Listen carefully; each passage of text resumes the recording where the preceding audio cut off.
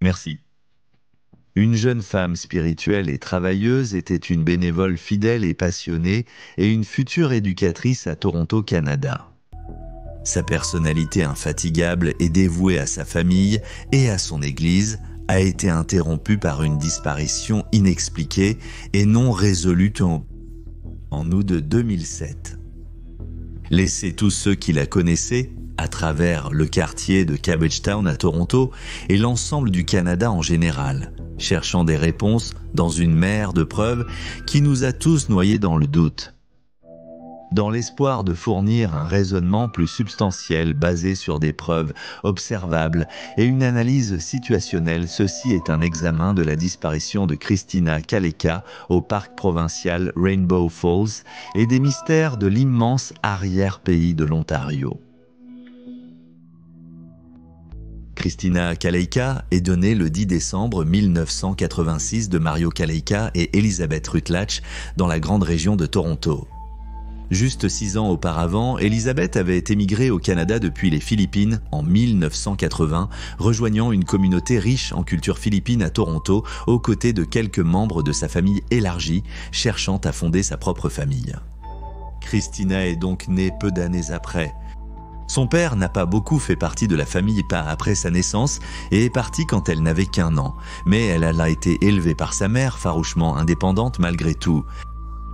Environ 4 ans plus tard, Elizabeth s'est remariée et a donné naissance à un autre enfant, cette fois un fils nommé Michael. Elle était déterminée à rendre la vie de ses enfants aussi abondante et douce que possible, aidée tout au long par l'amour de Christina pour son demi-frère cadet et sa volonté d'aider à s'occuper de lui.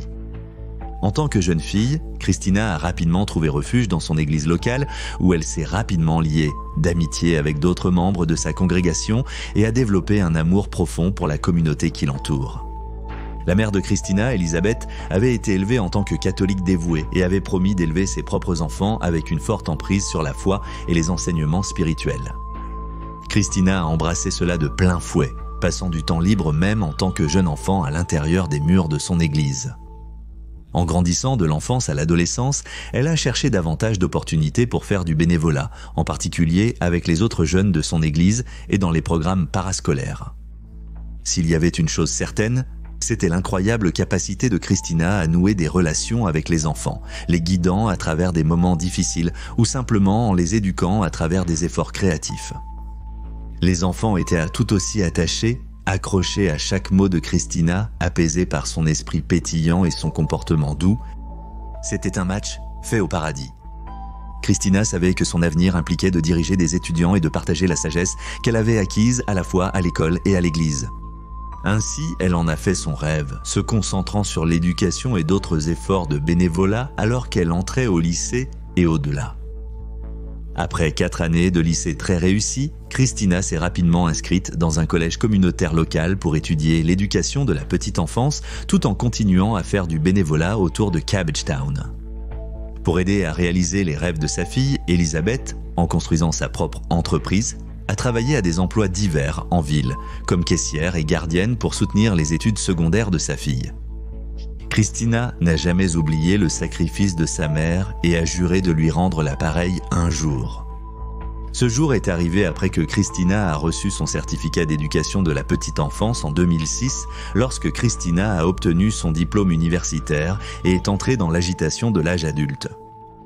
Elle a décroché un emploi à la garderie du centre de ressources familiales Sainte-Bernadette, travaillant de longues journées de 9 heures, aidant constamment les enfants avec leurs devoirs et développant leur imagination. C'était un emploi épuisant, mais Christina l'a embrassé de tout son cœur et de toute son âme. Elle a même pris ses gains et a partagé une partie de son salaire pour aider à payer la moitié du loyer avec sa mère, une compensation qu'elle avait promise en retour pour toutes ces années de sacrifice. C'était un beau geste et juste un microcosme de la connexion entre Christina et Elizabeth. En plus de son poste en garderie, Christina aidait toujours à organiser des événements et d'autres activités autour de Cabbagetown également. Elle était une grande partie de Youth for Christ, une organisation philippine internationale qui aidait les jeunes à la recherche d'inspiration spirituelle et aidait à planifier leurs plus grandes conférences à leur chapitre local. Et bien sûr, comme pour tout le reste dans sa vie, le désir de Christina d'aider tout le monde se répercutait sur ses relations avec sa proche famille philippine, aidant à organiser la massive célébration du 50e anniversaire de sa mère. Malheureusement, cependant, c'est à travers ses efforts et ses emplois qui se multipliaient que Christina s'est épuisée. Et lorsqu'elle a cherché un week-end de détente pour se déstresser de la vie pour un instant, elle a rencontré un sort mystérieux. Un sort qui l'a conduite dans les bois de l'Ontario rural pour ne plus jamais être vue parmi les chutes arc-en-ciel.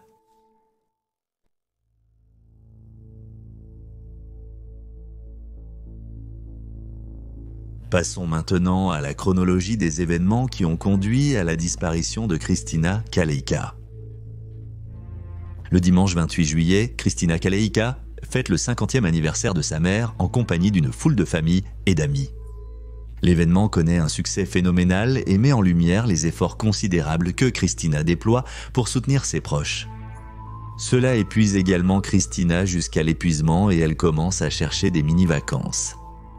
Alors que juillet se transforme en août plus tard cette semaine, Christina confie à ses amis les plus proches, Faith Castulo, Eddie Miguet et J.B. Reyes, son désir de prendre du recul et d'obtenir un temps de repos bien nécessaire loin de la vie quotidienne.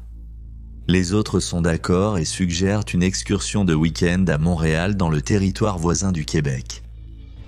Quelques jours passent et Christina et sa compagnie cherchent des hôtels dans la grande région de Montréal, mais les trouvent trop chers. Un des groupes suggère de rester chez leur ami dans la ville, mais ils sont tous d'accord que ce serait trop court préavis. Les 4 d'entre eux remanient complètement leur plan à ce stade et décident plutôt de partir en voyage de camping dans l'Ontario rural, dans l'un de ces nombreux refuges en forêt. Ils recherchent des parcs sur Internet, sélectionnant la 3e option dans leurs résultats Google et marquant le parc provincial des Chutes Rainbow comme leur destination pour le week-end à venir sans poser de questions. Le vendredi soir du 3 août, Christina passe sa dernière nuit à la maison avec sa mère. Elisabeth dit à sa fille de faire disparaître le stress de la semaine précédente et les deux s'endorment ensemble, attendant le reste de l'équipe de Christina. 3 heures plus tard, à 3 heures du matin. Le samedi 4 août, quelques heures plus tard, Faith, Eddie et J.B. arrivent chez Christina dans la Toyota Corolla délabrée de 1992 d'Eddie, leurs affaires et leurs biens emballés. Elisabeth remarque le mauvais état de la voiture d'Eddie et se sent mal à l'aise à l'idée que ces jeunes adultes parcourent 1500 km dans une telle guimbarde. Ainsi, elle fait transférer les affaires des amis dans son propre véhicule personnel et les laisse conduire celui-ci à la place. Christina attrape sa valise pleine de quelques tenues et diverses fournitures, embrasse sa mère en lui disant rapidement « Je t'aime » et quitte sa maison pour Rainbow Falls. Au cours des 33 heures suivantes, du samedi après-midi, soir et jusqu'au lendemain matin, les amis font quelques arrêts pour rompre le long trajet. Ces arrêts en comprennent une excursion touristique au parc provincial de Ness à Marathon, une collecte d'épicerie à Schreiber et un incident où la voiture s'est tombée en panne d'essence autour de Wawa et le groupe d'amis a sollicité l'aide d'un jeune homme nommé Ian, qui les a aidés à obtenir de l'essence dans une station-service à proximité. Christina et la bande arrivent finalement au parc provincial des Chutes Rainbow à Roseport, Ontario, à midi le dimanche 5 août. Quelques minutes après leur arrivée, le quatuor d'amis s'installe au camping 72.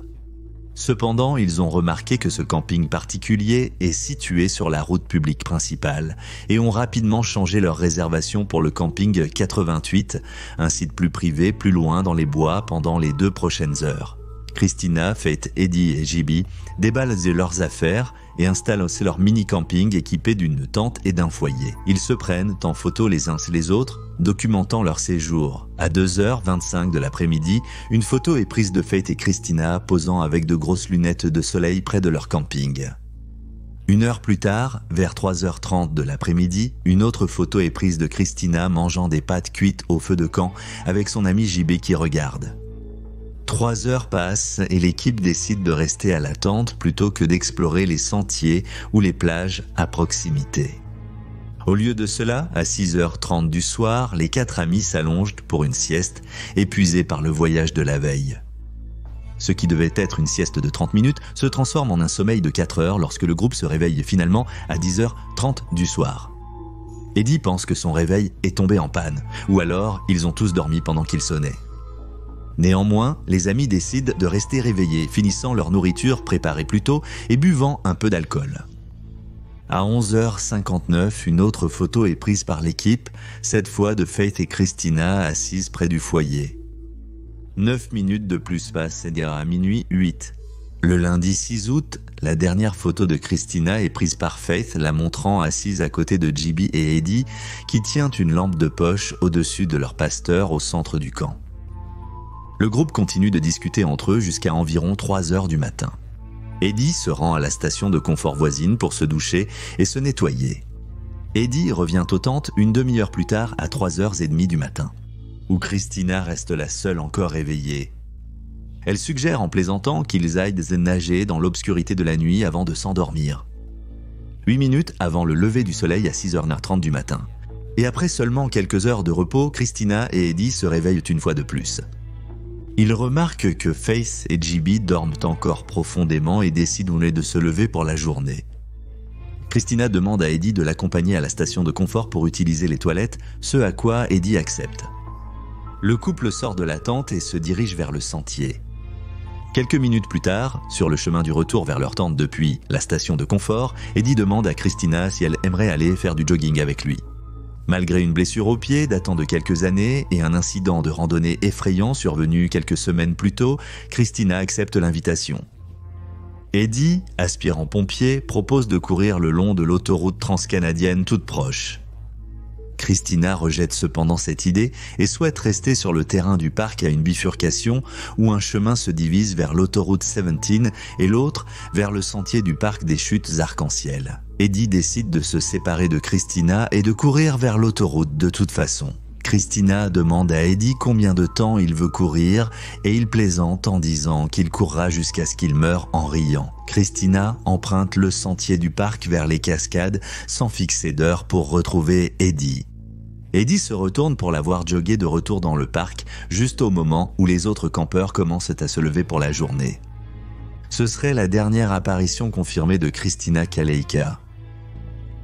Au cours de l'heure suivante, Eddie court le long de l'autoroute en direction du terrain de camping Rossport sur le côté ouest du parc provincial Rainbow Falls.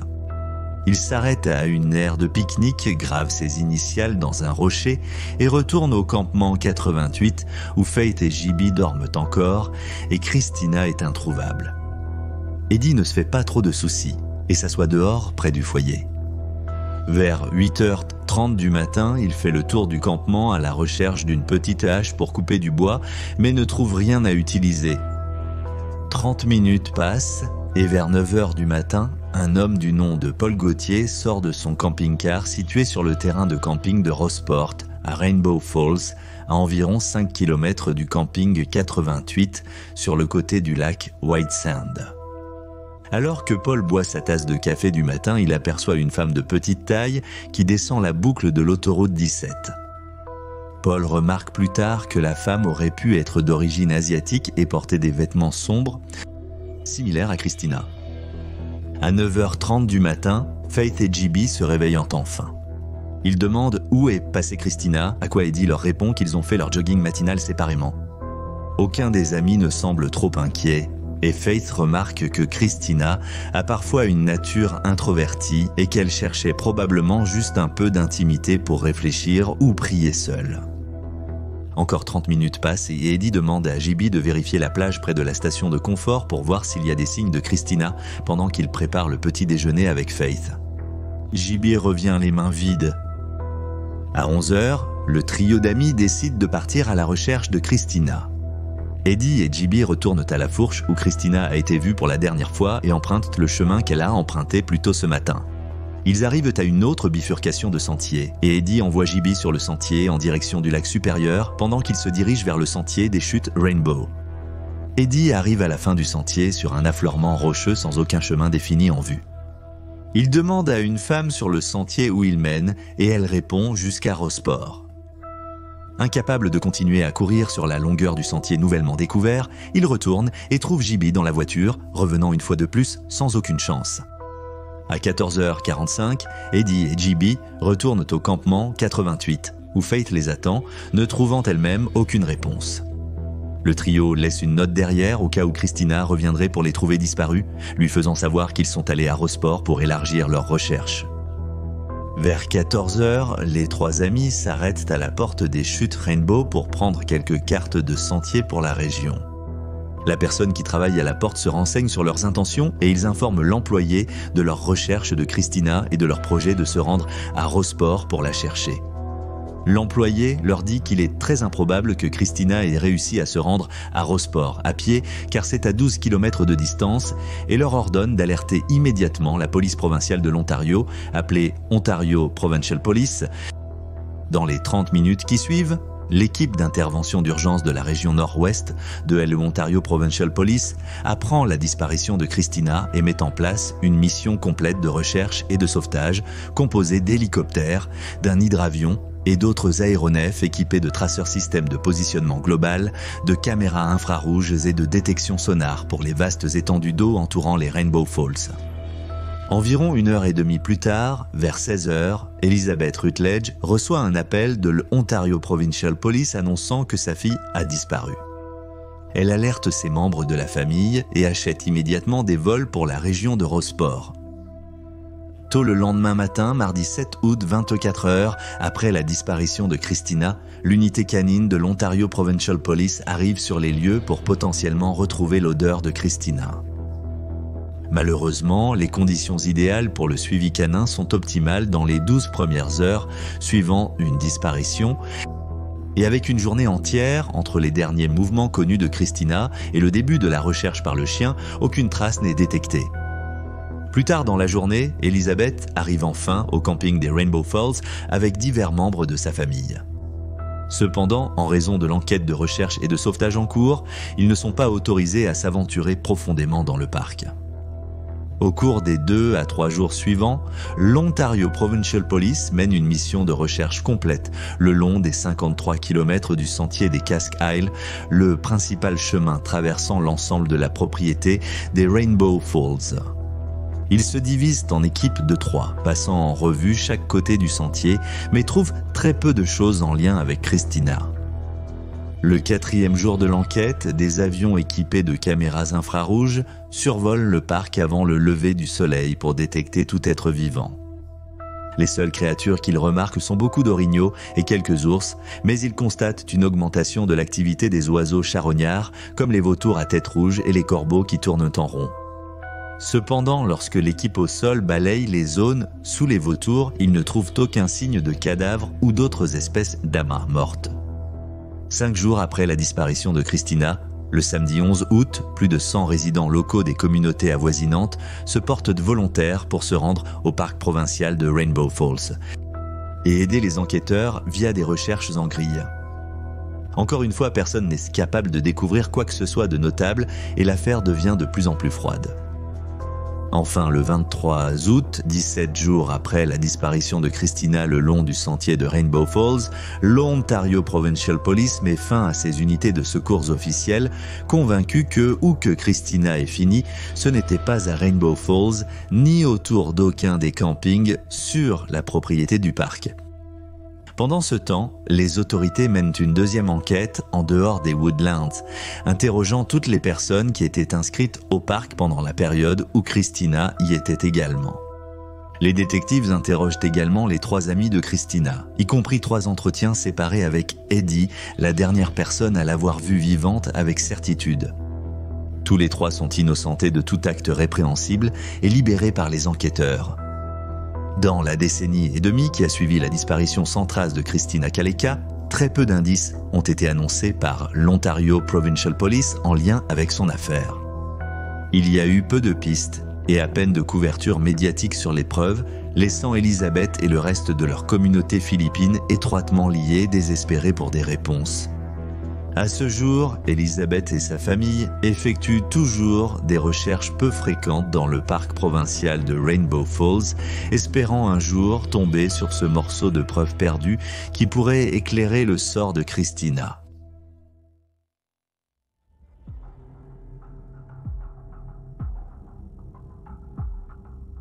Comme mentionné précédemment, les indices trouvés dans la recherche de Christina Kaleka ont été rares et espacés. Il n'est pas clair si cela a été un sous-produit de la rétention de preuves par le Ontario Provincial Police pour protéger leur enquête, ou simplement le fait que rien n'a été trouvé depuis août 2007. Il n'y a eu aucune annonce de l'Ontario Provincial Police par le biais d'une conférence de presse ou des médias de l'Ontario, donc jusqu'à ce qu'il y en ait, nous supposons que les forces de l'ordre sont tout aussi démunies que nous. Il y a eu une petite découverte faite par une équipe d'experts en recherche et sauvetage dans les jours suivant la disparition de Christina. En prospectant le long de la rivière White Sand, qui descend des chutes Rainbow dans le lac supérieur, l'équipe a trouvé une paire de chaussettes à côté d'un trou de 35 pieds de profondeur sous les chutes d'eau, ainsi qu'une empreinte de pas isolée. Les enquêteurs affirment que ces indices n'ont mené nulle part, arguant que les chaussettes étaient trop grandes pour appartenir à Christina et avaient probablement été laissées par un nageur le jour précédent. Il n'a jamais été précisé si les chaussettes avaient été testées pour l'acide désoxyribonucléique, ni si l'empreinte correspondait à la taille de chaussures ou à l'empreinte des chaussures de Christina. On peut supposer en toute sécurité que l'empreinte a déjà été écartée, mais le scénario des chaussettes reste encore flou. Les chaussettes étaient probablement mouillées et gorgées d'eau, étant si proches de l'eau. Il est donc possible qu'elles aient semblé trop grandes pour une jeune femme à porter, alors qu'en fait, elles étaient simplement gorgées d'eau. Dans un scénario théorique, il serait logique que Christina ait couru jusqu'à la cascade pour avoir un moment de réflexion que ses amis ont mentionné qu'elle aurait pu chercher. Puis, après avoir nagé ou rincé ses pieds d'eau dans l'eau, elle a été soit poussée en avant et s'est perdue, soit a été kidnappée. Il n'y avait aucun signe de lutte, donc c'est très improbable, mais cela pourrait être la raison pour laquelle si peu d'indices ont été découverts. Cela pourrait également expliquer pourquoi l'empreinte ne correspondrait pas à celle de Christina, car il s'agissait en réalité des empreintes d'un ravisseur ou d'une personne d'intérêt qu'il aurait peut-être vu dans ses derniers moments. Nous espérons que malgré leur apparence, le Ontario Provincial Police a toujours testé les chaussettes contre l'acide désoxyribonucléique, soit retrouvé sur le lieu du campement, soit dans la chambre de Christina ou sa famille proche. Sans aucune déclaration officielle, il est impossible de savoir avec certitude, et cela ne fait qu'augmenter l'obscurité qui entoure l'affaire.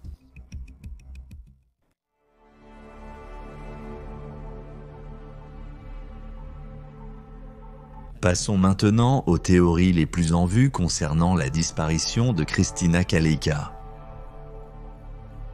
La théorie la plus simple concernant la disparition de Christina, surtout lors de l'enquête initiale dans les semaines suivant le 6 août, était qu'elle s'était perdue dans la nature et n'avait pas réussi à rejoindre la civilisation, périssant à cause des éléments et étant une campeuse inexpérimentée. Ces théories découlent du fait que l'Ontario rural est un endroit facile pour perdre la trace de votre position, surtout dans les bois denses entourés de forêts sans fin. Bien que Christina ait déjà fait du camping, elle n'était pas particulièrement fan du mode de vie de survie ou de passer beaucoup de temps seule dans les bois. Il y a un grand écart entre une escapade de camping relaxante pour un week-end et une errance dans des arbres infinis où le chemin du retour est plus qu'obscurci. En fait, moins d'un mois avant l'excursion à Rainbow Falls, Christina a fait une petite randonnée d'une journée avec la même équipe de Faith, Eddie et GB sur le sentier de randonnée Seton à Pickering, Ontario. Alors qu'ils étaient dans les bois, la bande s'est perdue et Christina en particulier a été secouée par cela. Elle a prié pour sortir vivante, et bien sûr, elle l'a fait à la fin. Mais cette histoire montre le comportement hésitant de Christina et sa relation tiède avec le survivalisme extrême en plein air. Cependant, ce point fait en réalité partie de l'argument utilisé contre cette théorie. Si Christina était méfiante à l'idée de se perdre, pourquoi s'éloignerait-elle des sentiers balisés de Rainbow Falls et risquerait même la chance de s'égarer ? Certes, Faith a dit plus tard aux journalistes que Christina aimait ses moments de solitude, mais quelques semaines seulement après une expérience traumatisante dans les bois, il serait illogique que Christina se remette en danger. L'oncle de Christina, interviewé plus tard par la journaliste Kate Baker, a noté que Christina avait peur de beaucoup de choses, y compris des animaux sauvages, des araignées et d'autres insectes étrangers. Cela ne donne pas l'image de quelqu'un prêt à se jeter dans l'immensité de la nature sauvage. Cependant, ce n'était pas seulement la personnalité de Christina qui a éloigné les enquêteurs de ces théories. Le fait qu'on n'ait pratiquement rien trouvé dans tout le parc pour suggérer que Christina existait en dehors de ses affaires, au campement 88, était un signe assez clair qu'elle n'était plus nulle part près des chutes de l'Arc-en-Ciel. Par exemple, les hélicoptères et autres aéronefs qui volaient bas au sol n'ont signalé aucune nuance de couleur décalée ou de camée en évidence contre la cime des arbres. Les experts disent que toute chose de n'importe quelle couleur, même les nuances neutres que Christina portait ce jour-là, ressortent très clairement contre les verts de la nature et auraient certainement été repérées par des observateurs formés lors de la recherche.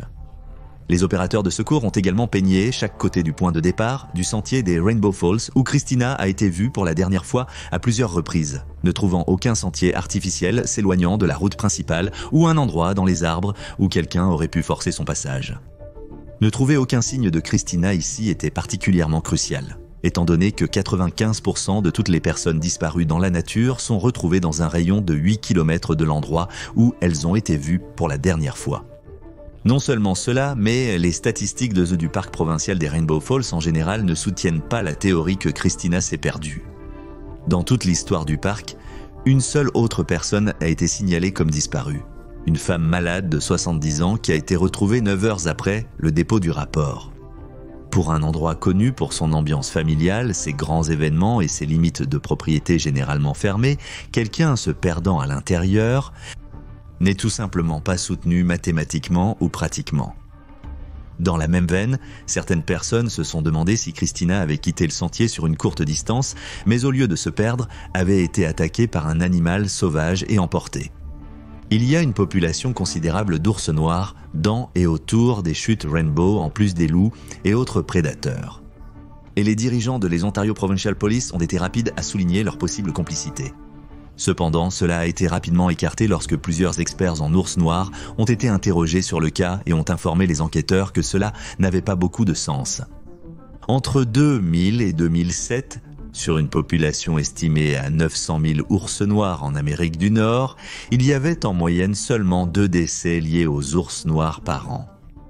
De plus, si Christina avait eu le malheur de tomber sur une bête, l'ours noir n'aurait emmené sa proie qu'à une distance maximale de 600 pieds du lieu de l'attaque. Cela aurait signifié que la présence de traces de traînées aurait été trouvée dans le parc, ainsi que du sang et des signes de lutte. En ce qui concerne une attaque de loup, eh bien, ils sont encore moins susceptibles de tuer des humains, avec seulement un cas signalé de mort lié à un loup sauvage en Amérique du Nord vers 2007. Encore une fois, sans trace de traînées ou de restes humains, il est très peu probable qu'un animal ait tué Christina et l'ait emportée. Même les plus grands tueurs humains ne laissent pas derrière eux des scènes de crimes immaculées.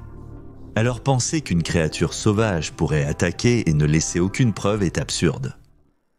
Alors, si ce n'étaient ni les animaux ni les arrière-bois impitoyables qui ont piégé Christina, y avait-il autre chose dans le parc qui aurait pu l'attirer vers le danger ? Il y avait évidemment beaucoup d'autres campeurs dans le parc à ce moment-là, dont la plupart ont été vérifiés et blanchis par l'Ontario Provincial Police. Et la dernière personne à avoir vu Christina ? Nous avons détaillé plus tôt comment l'Ontario Provincial Police a interrogé Faith, Eddie et JB à 3 reprises distinctes avant de les écarter. Mais les gens se posent toujours des questions sur le comportement d'Eddie ce matin d'août.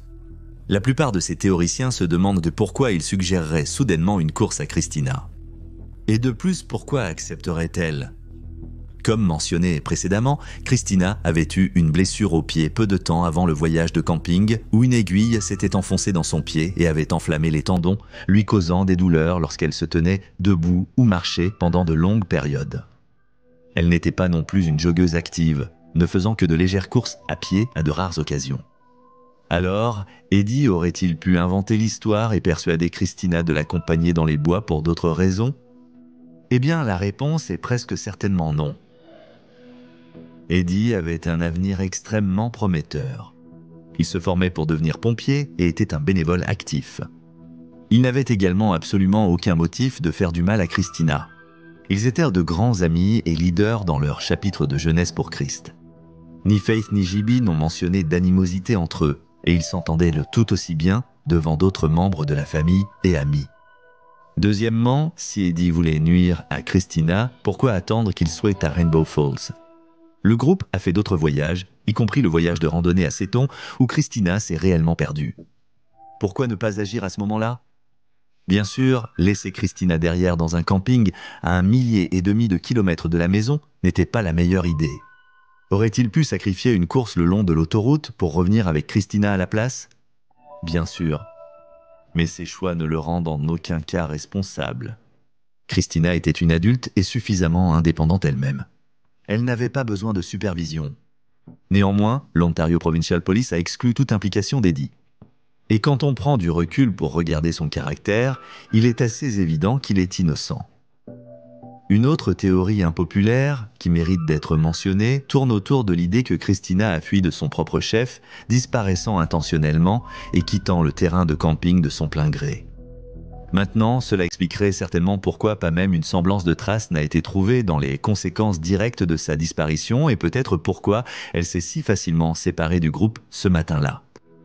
En termes de soutien cependant, il n'y a pas beaucoup de faits pour étayer cette théorie. Il y a eu des rumeurs selon lesquelles Christina était destinée à un mariage arrangé qui ne lui plaisait pas et était mécontente de la direction que prenait sa vie. Cela est en totale contradiction avec toutes les informations et témoignages que nous avons recherchés jusqu'à présent. Tous ceux qui entouraient Christina ont dit à la police et aux médias qu'elle était très satisfaite, voire passionnée, de sa situation de vie, y compris son projet de retourner à l'école. Sa relation avec sa mère était aussi proche qu'une mère, et sa fille pouvait l'être, et elle ne montrait aucune peur ou hésitation envers aucun des membres de sa communauté. Bien qu'il soit encore possible que Christina ait quitté le chemin battu pour trouver du temps pour se recueillir et être en isolement pendant son voyage, il est peu probable qu'elle ait eu l'intention de le faire sur une base à long terme, et avait toute l'intention de retrouver Eddie et les autres ce matin-là. Elle agissait comme d'habitude, n'éveillant aucun soupçon dans ces derniers des moments passés avec ses amis.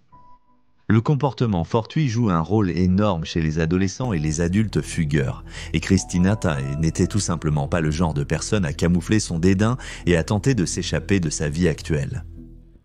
Sans aucun doute, la théorie la plus viable restante dans le dossier de Christina Kaleka est qu'elle a été enlevée en silence près de Rainbow Falls, peu de temps après avoir quitté Eddie. Comment cela a-t-il été possible avec autant de campeurs autour ?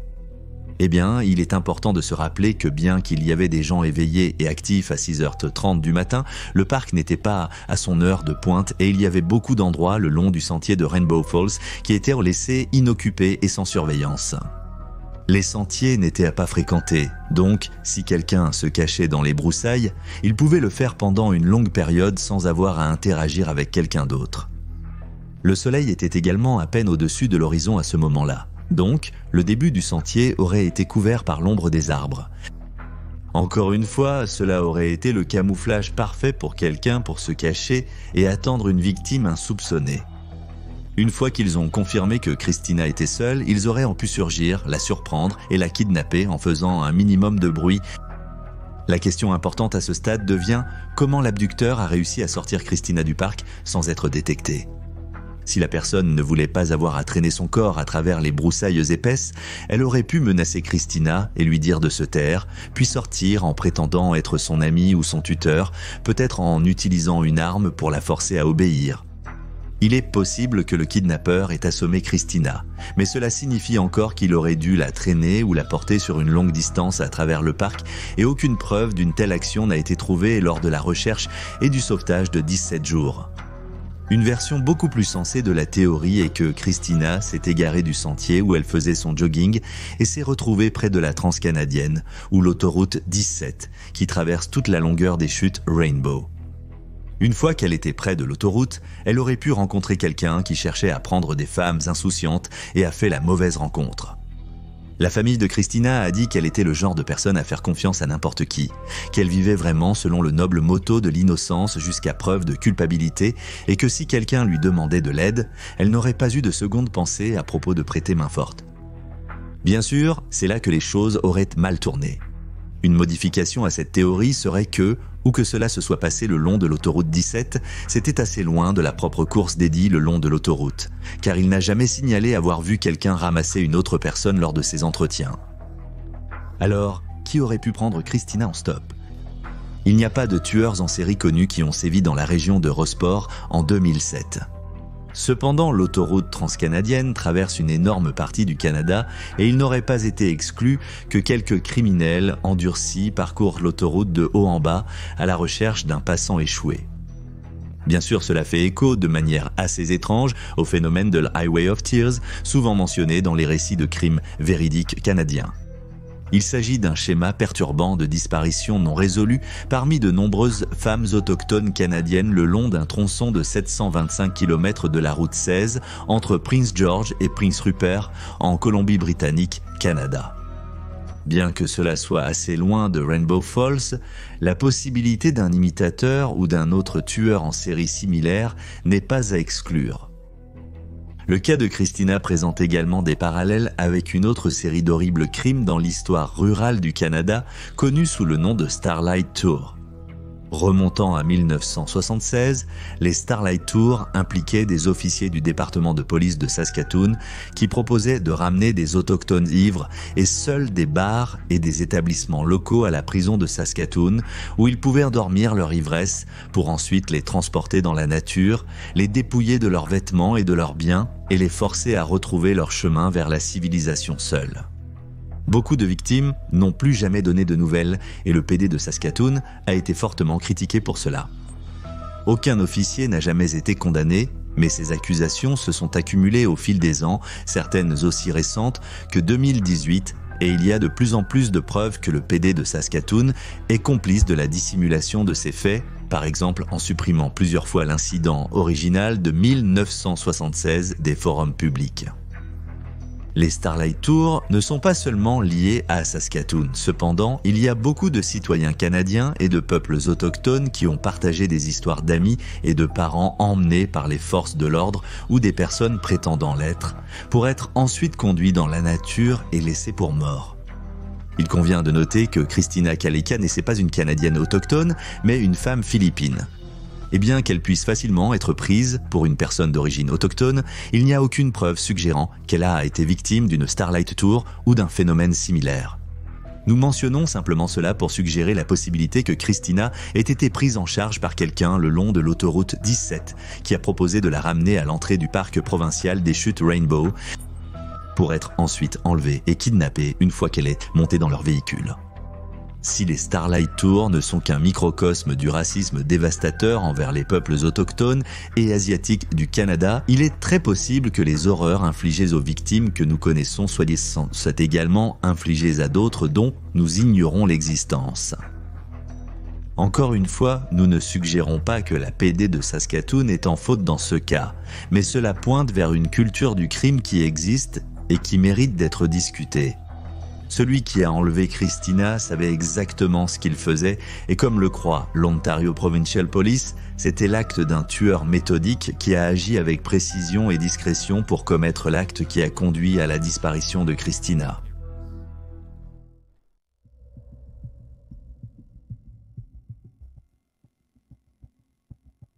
Avant de divulguer notre hypothèse sur la disparition non résolue de Christina Kaleika, nous tenons à préciser que nos conclusions présentées dans Détective de Cold Case sont purement des spéculations logiques, basées sur des preuves, des circonstances et un sous-texte factuel. Nous n'avons accès qu'aux mêmes informations présentées dans chaque épisode et nous ne prétendons pas promettre une certitude ou une garantie d'expert sur les conclusions auxquelles nous parvenons en conclusion. Nous observons simplement, recherchons et rapportons. Dans le cas de la disparition soudaine et bizarre de Christina, nous pensons qu'elle n'avait aucune intention de quitter Rainbow Falls de son propre chef et qu'elle avait pleinement l'intention de retrouver Eddie et ses amis après une rapide course matinale. Nous pensons qu'il est logique de déduire qu'au début du sentier de Rainbow Falls, elle a rencontré quelqu'un qui était dans le parc avec la seule intention de s'en prendre à une femme insouciante et vulnérable. La personne a probablement demandé à Christina si elle pouvait l'aider à trouver un repère spécifique et l'a conduite au danger. Une autre séquence d'événements pourrait être qu'elle s'est éloignée du chemin qu'elle suivait, s'est un peu perdue et a demandé de l'aide au suspect, qui a promis de la guider jusqu'au campement 88 pour finalement l'emmener sur l'autoroute Trans-Canada et partir avec elle dans la direction opposée. Quoi qu'il en soit, la personne était probablement douée en tromperie et manipulation et a reconnu la personnalité compatissante de Christina. Qui était cette personne n'est pas identifiable pour le moment. Cependant, il convient de noter qu'une grande célébration connue sous le nom de Dragfest a eu lieu à Terrace Bay, Ontario, autour du moment de la disparition de Christina. Terrace Bay est une ville en périphérie de Rainbow Falls et le festival attire plus de 10 000 passionnés de voitures chaque année. Et certains ont sûrement séjourné dans le parc lors de leur voyage. Avec autant de personnes venant de l'extérieur, séjournant sur le terrain de camping pour une si courte période, l'un d'eux aurait pu profiter de l'occasion pour commettre un acte ignoble. Peu d'étrangers visitent The Rainbow Falls et l'autoroute Trans-Canada qui traverse le parc offre l'itinéraire d'évasion parfait pour un criminel égaré. Ce que le criminel a fait avec Christina est impossible à discerner, mais sans un soupçon de preuve ou un fragment d'indice laissé derrière, tout ce que nous pouvons faire est d'espérer qu'ils n'ont pas volé la vie de Christina et qu'elle est, quelque part encore, en train de respirer, de survivre, vivante et avec de l'espoir. En attendant, nous partagerons cet espoir aux côtés du souvenir de Christina, car l'espoir est ce qu'elle partageait si facilement avec ses amis, sa communauté et sa famille. Christina a donné de l'espoir aux enfants qu'elle a influencés à la fois à l'église et à l'école, leur fournissant une colonne vertébrale morale, un modèle de confiance et un ami plein d'entrain.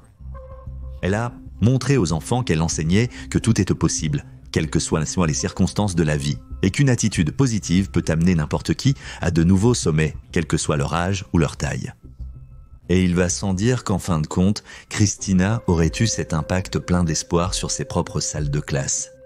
Car ses projets de retourner à l'école et de poursuivre ses études en éducation de la petite enfance auraient certainement porté des fruits d'opportunités illimitées en tant qu'enseignante dans les écoles de la grande région de Toronto. Et c'est cet espoir qui motive notre mission, pouvoir ramener Christina Kaleka chez elle auprès de sa famille, non pas juste quelque part au-dessus de la chute de l'arc-en-ciel, mais quelque part où son avenir attend encore d'être réalisé, où elle peut atteindre son plein potentiel et faire une différence dans la société grâce à une foi inébranlable et un amour inconditionnel, où sa mission d'insuffler de l'espoir est à la fois renouvelée et accomplie.